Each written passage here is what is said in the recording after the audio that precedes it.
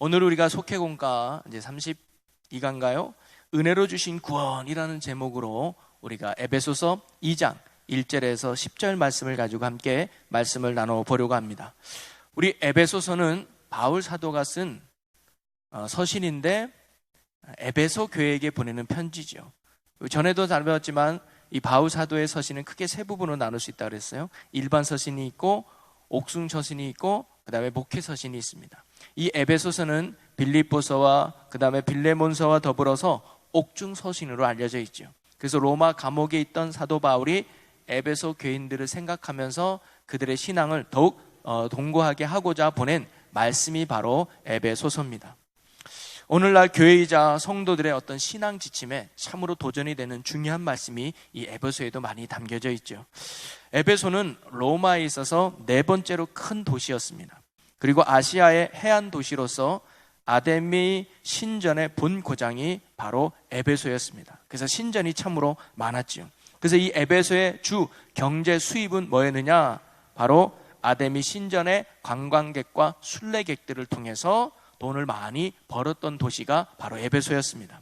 그러니 이 에베소가 갖는 어떤 영적 환경과 배경을 우리가 어느 정도 짐작해 볼 수가 있겠죠. 여러 가지 우상이 판을 치고 세상의 경제 논리가 판을 치는 도시가 바로 에베소였습니다. 이런 도시에 많은 어떤 세상의 것들이 바로 에베소 교인들을 유혹하고 시험에 빠뜨리는 경우가 많았던 것이죠. 그래서 바울은 이런 문화적, 종교적 또는 역사적 배경 속에 있는 에베소 교회 성도들에게 세상의 거짓된 유혹과 시험 속에서도 흔들리지 말고 참된 믿음과 구원의 확신을 가지고 성도로서의 온전한 삶을 굳게 살아가기를 당부하는 말씀으로 이 에베소서를 기록하게 됩니다. 그래서 바울은 크게 이 에베소서를 두 부분으로 나눠볼 수가 있어요. 전반부인 1장부터 3장까지는 성도가 어떤 존재인가, 구원받은 자녀는 어떤 존재인가에 대한 어떤 믿음의 내용을 가르치는 말씀이 초반에 나오고 4장부터 6장까지 말씀은 뭐냐면 이제 구원받은 성도로서, 부름받은 성도로서 어떠한 삶을 살아가는 것이 합당한 삶이냐라는 실천적인 부분에 대해서 가르쳐주고 있습니다. 전반적은 이론에 대해서 얘기하고 후반절은 실천적인 부분에 대해서 얘기하는 거죠. 근데 이것은 바울 서신의 공통적인 특징입니다. 바울은 먼저 초반에는 교리적인 내용을 설명해요.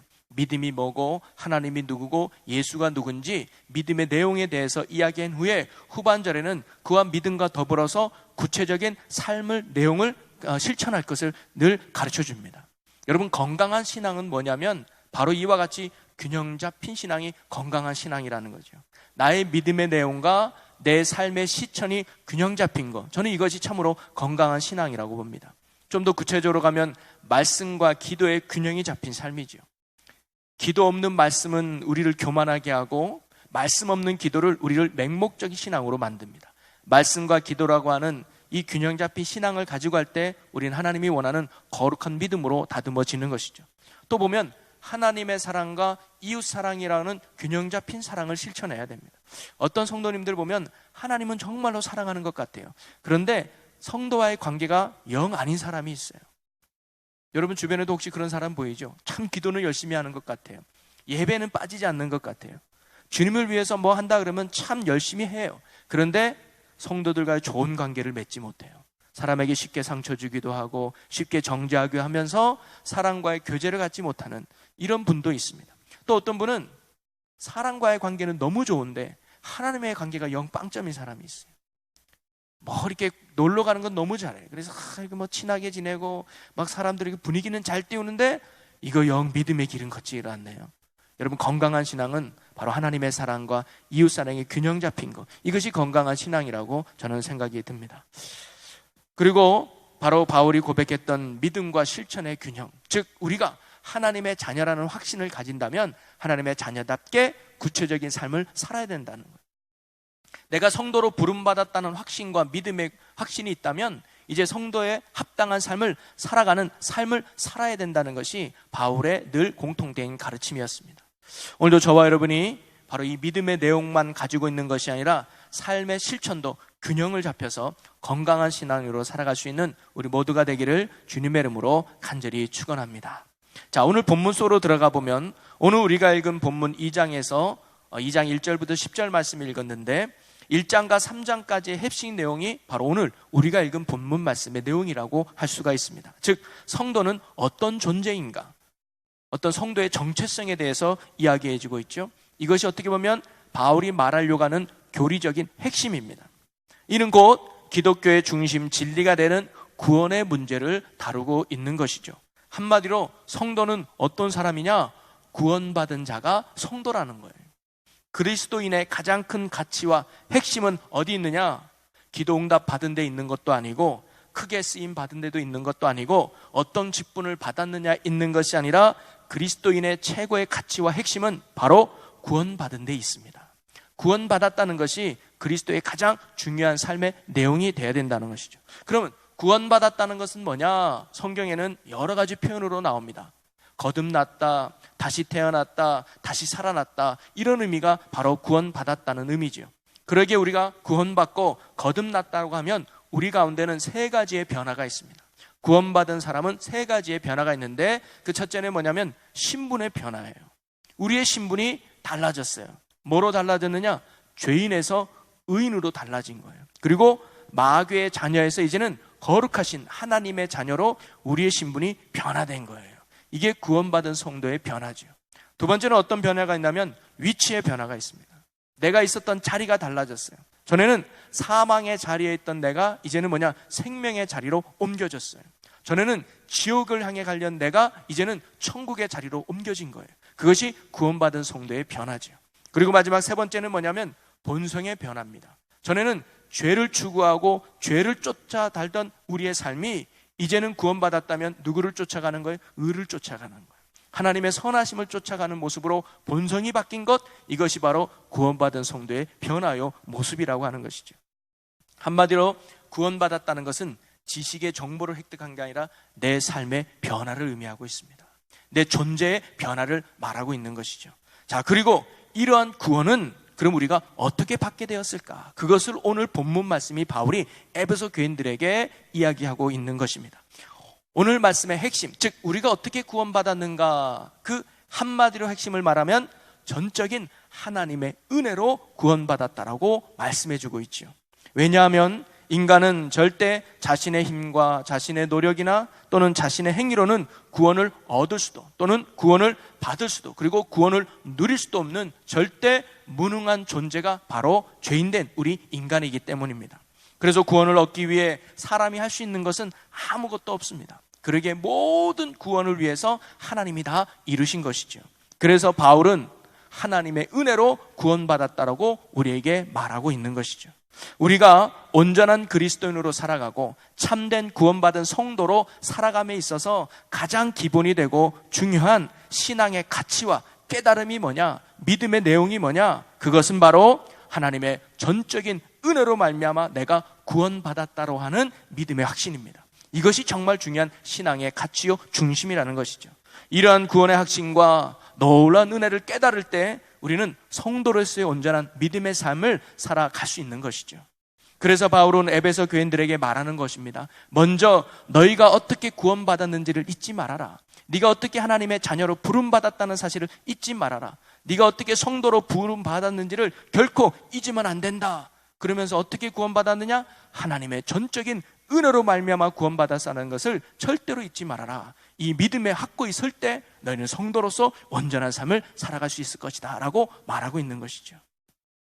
그럴 때 유혹을 이겨내고 성도의 거룩한 삶을 살아낼 수 있는 것입니다.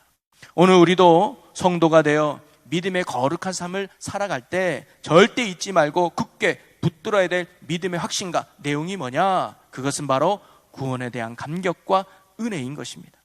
그것을 잃어버린다면 우리의 신앙은 종교가 되는 것이고 우리의 신앙은 율법주의가 되어버리는 것이죠.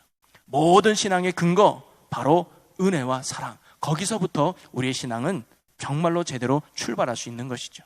자, 그러면 하나님께서 오늘 제목과 같이 은혜로 주신 구원은 어떤 것일까요? 바울은 오늘 말씀을 통해서 과거와 현재와 미래 이렇게 구분을 해서 우리에게 은혜로 주신 구원을 설명하고 있는 것 같습니다. 그래서 여러분 공과에 나와 있는 내용과 함께 이것을 접목해서 함께 은혜로 주신 구원에 대해서 함께 나눠보도록 하겠습니다. 자, 첫 번째 제목을 한번 같이 읽어볼게요. 시작. 은혜로 주신 구원은 첫째, 허물과 죄로 죽어있던 인간에게 주신 것이라는 거예요. 즉 하나님 말 잘 듣고 하나님 편에 있는 사람에게 은혜로 주신 구원이 아니라 허물과 죄로 죽었던 죄인들에게 주신 은혜의 선물이 바로 구원이라는 거예요. 즉 과거에 우리는 허물과 죄로 죽었던 존재임을 말하고 있는 것이죠. 자, 1절 말씀을 한번 볼까요? 그는 허물과 죄로 죽었던 너희를 살리셨도다. 하나님이 허물과 죄로 죽었던 우리를 살렸대요. 여기서 우리가 알아야 될 것은 죄로 말미암아 죽은 존재, 그게 우리였단 말이에요. 여러분, 죄가 무엇일까요? 원래 죄인은 죽게 되어 있는 것이죠. 죽은 자들이 죄인이죠. 여러분, 죄가 뭐냐면 쉽게 말하면 하나님을 거부하는 것, 하나님을 거절하는 것, 그래서 하나님 없이도 내가 살아갈 수 있다고 하는 것, 그것이 바로 죄입니다. 그리고 그 죄의 결과는 뭐냐? 바로 사망이라고 성경은 가르쳐주죠. 로마서 6장 23절에 죄의 삭은 사망이다. 즉 하나님을 거부하고 하나님을 거절하고 하나님 없이 살아가는 삶의 결과는 뭐냐면 사망이라는 거예요. 이 사망을 우리는 두 가지로 구분해 볼 수 있습니다. 육적 사망이 있고 영적 사망으로 구분해 볼 수 있을 거예요. 육적 사망은 뭐냐면 내 육신에 마음이 병이 든 거죠. 그래서 뭐냐면 두려움이 오는 거예요. 불안하고 근심하고 걱정하는 것이죠. 여러분, 왜 인간이 두려워하는 줄 아십니까? 왜 인간이 근심 걱정하는 줄 아십니까? 죄인이 되었기 때문이죠. 여러분, 태초에 아담과 하와가 만들어졌을 때 하나님이 먹지 말라고 하는 선악과를 그들이 따먹으로 말미암아 범죄하죠. 따먹은 이유가 뭐예요? 나 이제 하나님 없이도 살 수 있을 것 같아. 하나님 없이도 내가 인생의 주인 되고 싶어. 바로 그게 죄라는 거죠. 그것 때문에 선악과를 먹게 되는 불순종의 결과를 가져온 거죠. 그 결과 어떻게 됐습니까? 하나님이 두려워서 벗었으므로 두려워서 숨게 돼요. 즉 그때부터 두려움이 생긴 거예요. 벗은 것이 전혀 두려움이 되지 않았는데, 하나님과 함께 할 때는 벗은 것이 전혀 문제가 되지 않았는데, 하나님이 떠나가니까 뭐예요? 벗은 것이 두려움으로 다가왔어요. 이걸 오늘날로 보면 돈이 없는 것, 못생긴 것, 내 가정 형편이 안 좋은 것, 하나님이 나와 함께 하면요 전혀 문제가 안 되는 거예요. 얼굴 못생겨도 행복하게 살 수 있어요. 돈 없어도 만족하며 살 수 있어요. 근데 하나님과의 관계가 끊어지면 돈 없는 게 두려움으로 다가와요. 못생긴 게 근심 걱정이 돼버려요. 환경이 어려운 게 막 두려움과 걱정과 절망으로 다가오는 거예요. 육적 사망은 뭐냐면 바로 이 마음의 병이 들어서 만족을 하지 못하는 고통의 삶을 살아가는 것, 그것이 바로 사망이죠. 여기서 끝나면 괜찮지만 영적인 사망이 뭡니까? 영원한 형벌이 있는 지옥으로 우리 영혼이 가는 것, 그것이 바로 영원한 사망이죠. 죄의 결과는 바로 이런 죽음, 사망이라고 성경 우리에게 가르쳐주고 있습니다. 자, 그리고 좀 더 구체적으로 바울은 이러한 죄인들이 어떻게 살아가고 있느냐 2절과 3절에 말해주고 있어요. 자, 우리 2절을 한번 읽어보겠습니다. 시작.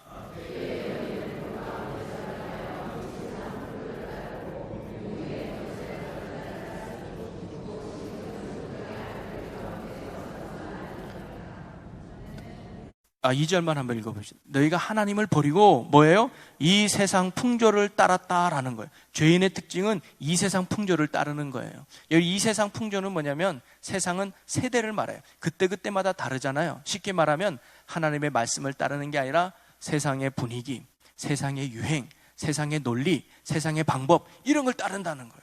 그래서 요즘 뭐 적당히 거짓말도 해야 되고 적당히 불법도 행해야 되고 한 대 맞으면 두 대 때려야 되고 절대로 바보처럼 참지 말고 대들어야 된다. 이런 세상의 풍조를 따라가는 거예요. 하나님의 말씀이 없이 죄를 지어도 죄인지 모르고 살아간다 이 말이죠. 그리고 그 이유가 또 뭐예요? 공중의 권세 잡은 자를 따랐으니. 누구예요? 그가 지금 불순종의 아들들 가운데 역사하는 영이라. 하나님 앞에 불순종하게 만드는 역사하는 영, 바로 마귀가 우리를 조절한다는 거죠. 그러면서 이렇게 말하는 분이 있어요. 그러면 나는 하나님도 안 믿고 마귀도 안 믿을 거야. 나는 내 힘으로 살아갈래. 이렇게 말하는 그 자체가 이미 마귀의 종이 되는 거죠. 마귀는 절대 자신을 믿으라고 말하지 않아요. 마귀는 뭐라고 말하느냐? 하나님을 부정하고 네 자신을 따르라고 말하죠. 네가 주인이야. 네가 인생의 왕이야. 그러니까 하나님 왕으로 삼지 말고 네가 하고 싶은 대로, 네가 원하는 대로 살아가. 그게 멋진 인생 아니야? 라고 우리를 자꾸 부추기는 게 마귀에 따라가는 삶이죠. 그 구체적인 게 3절에 또 나옵니다. 우리 3절 한번 읽어볼까요? 시작. 전에는 우리도 다 그 가운데서 우리 육체의 욕심을 따라 지내며 육체와 마음에 원하는 것을 하여 다른 이들과 같이 본질상 진노의 자녀이었더니. 아멘. 마귀는 안 따르지만 성경에 보니까 뭐예요? 우리 육체의 욕심을 따라 살았다는 거예요. 내 마음 가는 대로, 내가 원하는 대로 살아간다는 거예요. 그래서 마귀가 우리에게 부추기는 건 뭐냐면, 인생의 주인은 너야. 네 행복과 네 성공을 위해서 살아가. 하나님 없어. 하나님 믿지 마. 네 인생은 네 거야 하면서 우리에게 뭘 부추기느냐? 욕심을 부추기지요. 여러분, 욕심을 다른 말로 좋게 표현하면 뭐냐면 자기 사랑이 자기 사랑. 여러분, 아담과 하와가 범죄한 이유가 뭐예요? 자기 사랑이에요. 하나님보다 높아지려고 하는 자기 사랑. 이것을 바꿔 말하면 욕심이라 이 말이죠. 이것을 부추겨서 하나님을 거부하고 하나님을 거절하고 하나님의 말씀을 버리고 뭐예요? 육체의 욕심을 따라 살아가게 만드는 거예요. 이게 죄인의 특징이고 죄인의 삶이에요. 그 결과가 뭐라고요? 사망이라고 가르쳐 주는 것이죠. 그러면서 본질상 진노의 자녀였더니, 본질상 진노받을 수밖에 없는, 심판받을 수밖에 없는 죄인이 바로 이런 상태였다는 거예요. 지금 바울은 말합니다. 너희가 전에는 이런 존재였다는 것을 잊지 마라. 전에는 너희가 허물과 죄로 사망을 향해 가서 진노받을 수밖에 없는 죄인이었다는 사실을 잊지 마라고 지금 말하고 있는 것이죠. 과거가 우리가 그랬다는 거예요. 그런 우리에게 하나님이 뭐예요? 구원의 손길을 베풀어 주셨다는 겁니다. 이랬던 우리에게 바로 하나님이 어떻게 하셨는가? 그래서 두 번째, 은혜로 주신 구원이 뭐냐? 우리 두 번째 큰 제목을 한번 읽어보겠습니다. 시작. 사랑과 풍성하신 긍휼로 행하신 것입니다. 그래서 현재를 보면 사랑과 풍성하신 긍휼로 우리를 뭐예요? 구원해 내신 거예요. 자, 4절 말씀을 한번 읽어보겠습니다. 긍휼이 풍성하신 하나님이 우리를 사랑하신 그 큰 사랑을 인하여 라고 나오죠. 긍휼이 풍성하신 하나님, 이 말은 뭐냐면 우리를 정말로 불쌍히 여겨줬다는 거예요. 야, 저들 저렇게 두면 안 되겠구나. 사망으로 향해 가는 거 두면 안 되겠구나. 멸망으로 가도록, 진노받도록 내비두면 안 되겠구나. 이런 마음이 하나님 앞에 뭐예요? 충만했다는 거예요. 허물과 죄가 가득한 우리는 심판받아 마땅한 존재들이죠. 그러나 하나님은 우리를 심판과 죽음 속에 넣지 않으시고 다시 살려주셨다는 겁니다. 저주받아 마땅한 우리에게 긍휼을 베풀어 주셨다는 거예요. 불쌍히 여겨주셨다는 것이죠. 그러면서 우리를 사랑하신 그 큰 사랑을 인하여, 하나님은요 불쌍히만 여긴 게 아니라 그 큰 사랑을 우리에게 보여주셨다고 하는 것입니다. 사랑받을 자격이 없는 우리에게, 그럼에도 불구하고 우리에게 큰 사랑을 부어주셨다는 겁니다. 사실 하나님은요 죄인된 우리에게, 하나님을 거부하고 하나님을 거절하고 하나님 없이 살고 세상의 풍조를 따르고 마귀의 종이 되고 육신의 정욕을 따라 살아가는 우리를 위해서 긍휼히 여겨줄 이유도 없죠. 우리를 위해 더더욱 사랑을 베풀어줄 이유도 없다 이 말이에요. 그런데도 하나님이 우리에게 뭐예요? 큰 사랑을 인하여 큰 사랑을 베풀어 줬다는 거죠. 여러분, 큰 사랑이 뭐예요? 그것이 바로 두 가지, 성육신과 십자가의 사랑입니다.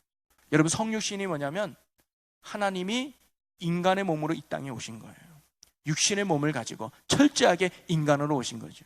제가 얼마 전에 금요 기도회 때도 잠깐 예를 들은 것 같은데, 여러분, 하나님은 창조주고 우리는 피조물에 불과해요. 더군다나 야곱을 이야기할 때 이 벌레만도 못하는 표현을 해요. 즉 벌레 같은 인간이 우리인데 우리를 살려주겠다고 하나님이 뭐예요? 벌레로 내려오신 거예요. 바꿔서 말하면 지금 여러분 이제 저기 차 뒤로 뺀다고 할 때 개미집이 있는데 이제 차를 뒤로 빼면 이 개미집이 막 이렇게 밟혀가지고 개미가 수십 마리 수만 마리가 죽는다고 칩시다. 그러면 여러분, 개미 살리려고 개미가 될 분 계세요 혹시? 개미가 너무 불쌍해서 목사님, 제가 오늘 밤에 개미가 되겠습니다. 제가 오늘 밤에 개미가 돼서 그 개미 세상에 내려가서 제가 외칠 거예요. 개미들아, 저 위에는 인간 세상이 있는데 스타렉스라는 큰 차가 있단다. 그 큰 차가 바퀴가 지금 너희들 앞에 있는데 이제 이 한국식 개미 시간으로 3시간 뒤면 그 스타렉스 큰 차가 이 개미집을 지나가서 여기가 다 멸망당해. 그러니까 좋은 말 할 때 날 따라와. 나 따라오면 너희도 구원받을 수 있어. 그러면 두 파로 나눠질 겁니다. 여기가 아니야 이거? 응? 스타렉스? 스타렉스가 어디 있어? 뭐 타이어? 그런 게 어디 있어? 저 미친 사람 아니야? 또 한 부류는 뭐예요? 정말이야? 정말 스타렉스라는 게 있어? 정말 심판이 와? 그럼 어떻게 하면 돼? 라고 믿고 따르는 사람이 있을 거예요. 과거도 마찬가지죠. 예수님이 오셨을 때도 마찬가지예요. 예수님을 미쳤다고 하는 사람이 있고 정말 하나님의 아들로 믿고 따른 사람이 있어요. 여러분, 우리가 개미를 살리겠다고 개미가 되는 측은히 여기는 마음은 있지만 누구도 개미 될 마음이 없을 거예요. 그까짓 거 그냥 죽게 놔두지 뭐. 그런데 하나님이 우리를 살리고자 연약하고 벌레만도 못한 육신의 몸으로 내려오셨다? 창조주 되신 하나님의 입장에서는 결코 쉬운 게 아니라는 거죠. 엄청난 대가요, 엄청난 희생이라는 것을 우리는 알아야 합니다. 그걸로 끝난 게 아니고 인간의 몸으로 오셨다는 것은 뭐냐면 인간이 받아야 될 고통, 인간이 받아야 될 모든 어려움을 예수님도 뭐예요? 동일하게 똑같이 감당할 수 있어야 됩니다. 그래서 예수님이 하나님의 아들이기 때문에 십자가 질 때 고통이 없었느냐? 절대 아니죠. 예수님은 완전한 하나님과 동시에 완전한 인간이었습니다. 즉 인간이 갖는 고통과 아픔을 100% 경험하고 겪으셔야 됐던 게 바로 예수님이셨습니다. 예수님도 알았어요. 십자가 얼마나 무겁고 십자가 얼마나 무섭고 얼마나 고통인지. 그래서 예수님이 오직 했으면 십자가 지기 전날 밤에 아버지 할 수만 있다면 이 잔을 내게서 옮겨 주옵소서. 하나님, 이 방법 말고 다른 건 없을까요? 요거 말고 다른 방법은 없을까요? 이거 말고 다른 방법으로 이 영혼들을 구원한 방법은 없을까요? 왜? 십자가가 너무 고통인 걸 예수님도 아신 것이죠. 근데 예수님은 마지막에 뭐라고 말합니까? 그러나 나의 원대로 하지 마시고 아버지의 원대로 하기를 원하나이다. 기꺼이 그 고통을 감당해내죠. 여러분, 예수님이 겪은 고통은요 3가지입니다. 첫째는 배신감입니다. 3년 동안 오직 예수님밖에 없습니다라고 따라다녔던 그 제자들이 십자가 지지 전날 밤 다 도망갔어요. 엄청난 배신감이죠. 두 번째는 뭐냐면 극심한 고독, 외로움입니다. 그 누구 앞에도 자기를 변호해 주지 않는, 호산나 다윗의 자손이여라고 큰 소리쳤던 그 많은 무리 중에 누구도 저분은 그리스도입니다라고 변호해 주지 않는 극심한 외로움. 여러분, 사람이요 자살하는 이유가요 돈이 없어서도 아니고 건강을 잃어서도 아니고 뭐냐? 내 옆에 내 손을 잡아줄 사람 하나 없을 때, 극심한 외로움이 있을 때, 그때 마지막 선택을 하는 경우가 많다고 합니다. 왜? 그게 너무 고통스러우니까. 예수님은 바로 그런 고독함의 고통, 그리고 마지막 3번째 고통은 뭐예요? 육신의 고통이에요. 여러분, 십자가가요 지금까지 사형제도 중에 가장 끔찍하고 가장 고통스럽게 죽이는 사형제도가 십자가라고 합니다. 구멍이란 구멍은 다 뚫어가지고 피와 물을 다 빼내고 하늘에서 째려찌는 그 햇빛으로 말라 죽이는, 고통 속에 죽이는 게 바로 십자가래요. 자, 그러면 예수님이 왜 그렇게 죽으셔야만 했을까요? 설명이 안 돼요. 이유는 하나예요. 우리를 사랑하기 때문이죠. 우리를 구원해 내시려고 하는 그 큰 사랑을 바로 하나님이 우리에게 보여주셨던 것입니다. 사랑이 아니면 설명되지 않는 바로 부분이죠. 그래서 5절에 이렇게 말합니다. 그 결과, 이런 큰 사랑으로 어떻게 되었는가? 5절 한번 읽어봅니다. 허물로 죽은 우리를 그리스도와 함께 살리셨고, 이제 우리를 뭐예요? 살려내셨다는, 그리스도로 말미암아 그분의 십자가의 죽으심으로 피 흘림으로 말미암아 우리의 죄가 다 용서받아서 사망과 지옥의 죽음했던 우리를 뭐예요? 다시 살려내셨다는 거예요. 그러면서 바울은 가로해놓고 강조하죠. 너희는 은혜로 구원을 받은 것이다. 지금 너희가 살아난 것, 지금 너희가 자녀된 것, 지금 너희가 지옥 가지 않는 것, 하나님의 은혜라는 것을 기억해라 라고 강조하고 있습니다. 또한 6절에 이렇게 말하고 있습니다. 또 함께 일으키사 그리스도 예수 안에서 함께 하늘에 앉히시니. 5절에 말하는 살리셨고는 사망에서 건져낸 거예요. 죽음에서 살려내신 거예요. 그리고 6절에 말하는 함께 일으키사라는 말은 뭐냐면 이제 살았던 우리를 어디로 인도하신 거냐? 하나님이 계신 나라로 인도하신 거예요. 즉 천국으로 우리를 데려간 거예요. 하나님의 자녀로 삼아 주셨다고 하는 고백이죠. 바로 우리가 지은 죄보다 하나님의 긍휼하심이 훨씬 커서 우리의 죄를 완전히 덮어주신 거죠. 그래서 하나님의 긍휼의 옷을 입고 그 사랑을 받은 사람이 어떤 사람이냐? 바로 구원받은 그리스도인입니다. 오늘 저와 여러분이 이런 하나님의 큰 사랑과 풍성하신 긍휼하심으로 하나님의 자녀가 되고 구원받았다는 것을 꼭 믿으시기를 바랍니다. 7절에 이렇게 말씀하시오. 함께 읽어봅니다. 이는 그리스도 예수 안에서 우리에게 자비하심으로써 그 은혜의 지극히 풍성함을 오는 여러 세대에 나타내려 하심이라. 이렇게 허물과 죄로 죽었던 우리를 하나님의 그 풍성하신 사랑과 놀라운 은혜로 구원해냈는데, 에베소 너희 교인들만 그렇게 한 게 아니야. 뭐라고 말해요? 우리에게 자비하심으로써 그 은혜의 지극히 풍성함을 오는 여러 세대에 나타내려 하심이라. 앞으로 모든 인류에게 바로 이러한 풍성하신 사랑과 놀라운 은혜로 구원하실 것을 뭐예요? 너희를 통해서 증거하고 보여주신다는 것이죠. 앞으로도 모든 죄인된 인류를 바로 하나님의 이런 긍휼하심과 놀라운 사랑으로 구원해내겠다고 하는 하나님의 말씀이죠. 그러면서 핵심적인 말씀이 8절에 나옵니다. 우리 8절을 한번 같이 읽어봅니다. 너희는 그 은혜에 의하여 믿음으로 말미암아 구원을 받았으니 이것은 너희에게서 난 것이 아니요 하나님의 선물이라. 아멘. 결론같이 이렇게 말하는 거예요. 너희는 그 은혜에 의하여. 은혜는 뭐예요? 하나님이 베푸신 은혜죠. 하나님이 베푸신 은혜는 뭐예요? 그분이 보여주신 큰 사랑이에요. 그 큰 사랑이 뭐예요? 긍휼하심, 풍성하신 긍휼하심, 그리고 십자가의 사랑과 부활의 능력이에요. 그 은혜로 말미암아, 믿음으로 말미암아 구원을 받았다. 여러분, 구원받는 유일한 조건은 딴 게 있는 게 아니라 바로 믿음이라는 거죠. 믿음의 내용이 뭡니까? 십자가와 부활입니다. 그리고 그 믿음의 핵심이 뭡니까? 하나님의 사랑과 은혜에 대한 고백이에요.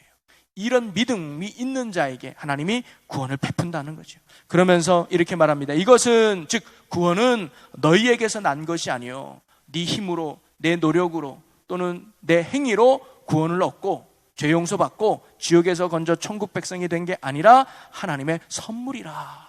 여러분, 선물은 그 사람의 형편과는 상관없어요. 주는 사람 마음이죠. 바로 우리가 받을 자격이 없고 누릴 자격이 없는 우리인데 하나님이 일방적인 풍성하신 은혜와 그 크신 사랑으로 우리에게 구원이라고 하는 선물을 거저 주신 줄로 믿습니다. 우리는 그런 사랑과 은혜를 받은 존재들이라는 거죠. 그것을 잊지 말라는 거예요. 그러면서 9절에 이렇게 말합니다. 우리 9절 한번 같이 읽어봅니다. 행위에서 난 것이 아니니 이는 누구든지 자랑하지 못하게 함이라. 아멘. 다시 한번 강조합니다. 구원은 결코 행위에서 난 것이 아니라 내가 뭘 했기 때문에, 내가 11조도 많이 하고 착하게 살고 예배도 잘 드리고 봉사도 하고 헌금도 많이 하고 구제도 많이 했기 때문에 내가 구원받느냐? 그거와는 전혀 구원과는 상관이 없다는 거죠. 구원은 오직 예수 그리스도의 십자가의 크신 사랑과 하나님의 은혜를 믿는 믿음을 통해서 주시는 하나님의 일방적인 선물이라는 거예요. 그리고 그 믿음 또한 하나님의 은혜로 우리에게 주어지는 것이죠. 그래서 기적 중에 최고의 기적이 뭐냐면 예수님이 믿어지는 거예요. 이게 진짜 기적 중의 기적이죠. 여러분, 이게 뭐 설명했다고 믿어집니까? 뭐 강의했다고 깨달아지는 거예요? 아니에요. 믿어지는 게 은혜예요. 내가 죄인인 게 믿어지고 내 죄를 위해 예수님이 그 큰 사랑을 보여줬다는 게 믿어지고 그 사랑 때문에 내 죄가 용서받고 내가 이제는 지옥 가지 않고 천국 백성이 되었다는 거 믿어지는 거, 이게 최고의 기적인 줄로 믿습니다. 바로 구원은 이런 하나님의 은혜로 거저 우리에게 주어지는 것이죠. 만약 우리가 행위로 우리에게 구원이 얻어진다면 예수님이 십자가 죽은 것은 아무 의미가 없죠. 전혀 우리 행위로 얻어지는 것이 아니라 오직 예수 그리스도를 베풀어 주신 그 십자가의 큰 은혜와 사랑으로 저와 여러분이 죄 용서받고 하나님의 거룩한 자녀가 된 줄로 믿습니다. 그러기에 구원 앞에서 인간은 자랑할 것이 아무것도 없죠. 구원에 대하여 하나님이 모든 것을 하셨다고 하는 고백하는 것, 그것이 중요합니다. 그래서 신뢰하고 순종하는 것이 바로 우리가 해야 할 일인 것이죠. 제가 몇 번 이 예화를 한번 들었던 것 같아요. 다시 한번 요거를 잘 설명하는 참 좋은 예화인 것 같아서 또 한번 여러분에게 말씀드리면, 어느 권사님이 꿈속에 천국 앞에 딱 갔어요. 베드로 사도가 딱 문을 지키고 있으면서 이 천국을 들어가려면 3,000점의 점수를 획득해야 들어갈 수 있습니다 라고 그랬다 그래요. 그래서 이분이 생각해보니까 베드로에게 말합니다. 제가 주일 성수를 40년 동안 신앙생활하면서 한 번도 안 빠졌습니다. 그랬더니 베드로 사도가 그거는 3점입니다 그랬다. 내가요 11조를 한 번도 빠지지 않고 정직하게 드렸어요. 그것도 3점입니다. 내가 한 달에 한 번씩 불우이웃을 돕고 현장에 가서 도와줬습니다. 그것도 잘했네요. 그것도 3점입니다. 아무리 해도 15점, 20점이 안 되는 거예요. 야, 2900 몇 점을 내가 어떻게 핸딩하나? 나 천국 못 들어가는 거나? 출석 주저앉으면서 아이고 예수님 내가 어떻게 하면 좋아요? 예수님이라고 외치는 순간 베드로가 천국의 문을 확 열면서 방금 3000점이 획득됐습니다. 권사님 들어가시죠. 물론 지어낸 얘기긴 하죠. 그러나 구원은 오직 예수 그리스도의 베푸신 은혜만으로 받는다고 하는 것을 잘 설명해 주는 예화인 것 같아요. 맞습니다. 천국의 문은 내 노력이나 내 행위나 내 노력으로 가는 것이 아니라 오직 하나님의 은혜로 들어가는 선물인 줄로 믿으시기를 바랍니다. 자, 그렇다면 구원받는 것과 내 행위가 관계가 없다면 이제 우리 막 살아도 되겠네. 그러면 이제 여러분 지금 죄져도 뭐 구원받아 상관없대요. 예배 안 나와도 되겠네요. 이제 구원받았으니까. 그럼 구원받은 성도는 삶을 아무렇게나 살아도 되는가? 그렇지 않다는 것을 세 번째 은혜 받은 구원에 대해서 설명해 주고 있는 거예요. 즉 미래, 구원받은 성도의 미래는 어때야 되는가? 자, 세 번째 제목을 한번 읽어봅니다. 삶의 새로운 문을 열어주시는 것입니다. 삶의 새로운 문, 이 말은 뭐냐면 새로운 삶의 내용을 하나님이 우리에게 허락하셨다는 거예요. 그래서 뭐예요? 합당한 삶을 살아가는 것이 구원받은 성도의 모습임을 말해주고 있는 것입니다. 10절 말씀입니다. 우리 10절 함께 읽어봅니다. 시작. 만드신 바라 그리스도 예수 안에서 선한 일을 위하여 지으심을 받은 자니 이 일은 하나님이 전에 예비하사 우리로 그 가운데서 행하게 하려 하심이라. 아멘. 우리는 그가 만드신 바라. 그죠? 하나님이 우리 창조하셨잖아요. 태초에 아담과 하와를 창조했듯이 지금도 생명의 주관자 되신 하나님이 우리를 뭐예요? 만드신 건 맞아요. 그런데 하나님이 우리를 만들 때 우연히 만들었느냐, 아무 생각 없이 만들었느냐, 그렇지 않고 뭐예요? 목적 있게 만들었다는 걸 알아야 돼요.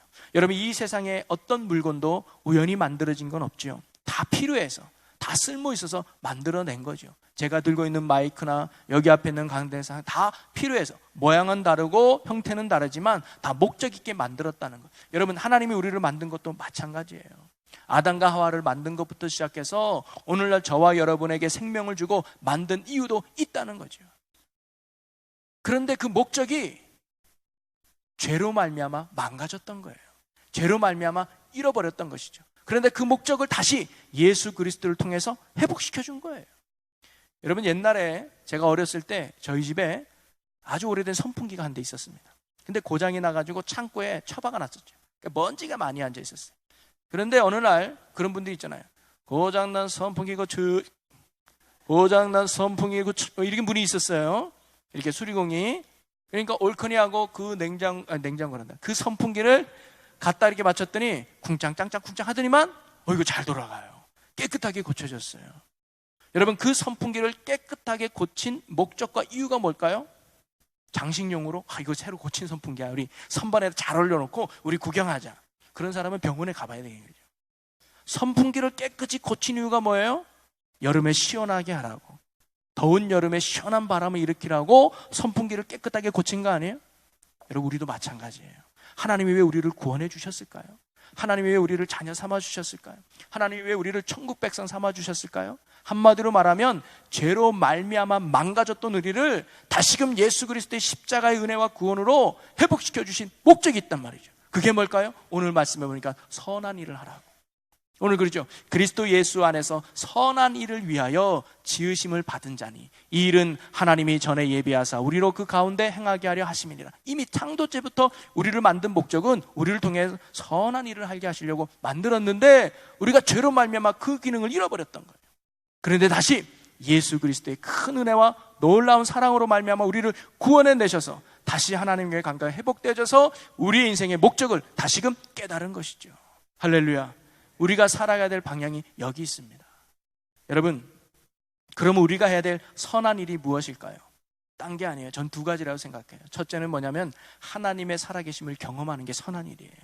하나님을 찬양하고 예배하는 게 선한 일이에요. 그래서 나를 통해 하나님이 영광 돌리는 것, 그것이 선한 일이에요. 그리고 하나님이 기뻐하는 일을 행하는 것이 선한 일인 줄로 믿습니다. 여전히 예수 믿어도 내 목적대로 또는 내가 하고 싶은 대로 또는 내 이익을 위해서 살아간다면 한번 우리 생각해 봐야 돼요. 정말 내가 이런 하나님의 전적인 은혜로 말미암아 구원받은 하나님의 귀한 자녀라면 우리의 삶의 방향은 바뀌어야 합니다. 삶의 목적도 바뀌어야 됩니다. 그리고 삶의 가치도 바뀌어야 됩니다. 이제는 나에서 그리스도로, 세상에서 그리스도로. 오늘 저와 여러분이 하나님의 이런 전적인 은혜로 말미암아 구원받은 성도인 줄로 믿습니다. 저와 여러분이 구원받기 위해 해야 할 것은 아무것도 없었죠. 그냥 구원을 베풀어 주신 하나님의 크신 사랑과 놀라운 은혜를 믿기만 하면 되죠. 그러면 믿음으로 말미암아 우리에게 구원을 선물로 주셨습니다. 그래서 이제 우리는 죄인이 아니라 의인이 되었고, 지옥에 있어야 될 것이 아니라 천국에 있고, 사망의 자리가 아니라 생명의 자리에 있고, 무엇보다 하나님을 아버지라고 고백할 수 있는 거룩한 하나님의 자녀의 삶을, 또는 그런 자녀의 권리를 우리가 얻게 된 줄로 믿습니다. 이제는 그것을 누려야 된다는 거죠. 여러분 삶 가운데 성령님이 도와주실 것입니다. 그리고 우리의 주가 되시는 그리스도께서 오늘도 우리와 함께 하실 줄로 믿습니다. 그래서 여러분 먼저 그의 나라와 그의 의를 구하시고, 하나님의 선하시고 기뻐하시고 온전한 뜻이 무엇인지를 분별해서 우리가 그 일에 힘쓴다면 우리를 구원해 주신, 그래서 우리를 위해 십자가에 신 예수 그리스도의 은혜가 헛되지 않는 그런 믿음과 영광의 삶을 우리가 살아가게 될 줄로 믿습니다. 오늘 저와 여러분이 그런 구원에 합당한 삶을 살아가는 복 있는 주의 성도가 되시기를 예수님의 이름으로 간절히 축원합니다. 기도하겠습니다. 할렐루야. 사랑과 은혜가 많으신 아버지 하나님, 죄와 허물로 죽었던 우리를 하나님의 크신 사랑과 놀라운 은혜로 구원해 주심에 감사드립니다. 우리가 믿음의 삶을 살아갈 때 구원의 감격과 기쁨을 잃지 않고 늘 감사하며 은혜 속에 살아가는 우리 모두가 되게 하여 주시옵소서. 이제는 이렇게 하나님의 크신 사랑과 놀라운 은혜로 구원받았다는 것을 깊이 되새기며 그 은혜가 헛되지 않도록 하나님의 선하시고 기뻐하시고 온전하신 뜻이 무엇인지를 분별하여 주님의 선한 일을 행하는 참 성도로서의 삶을 살아가도록 성령님 우리를 도우셔서 이루게 하여 주시옵소서. 언제나 우리를 변함없이 사랑하시는 우리 주 예수 그리스도의 이름으로 기도하옵나이다. 아멘.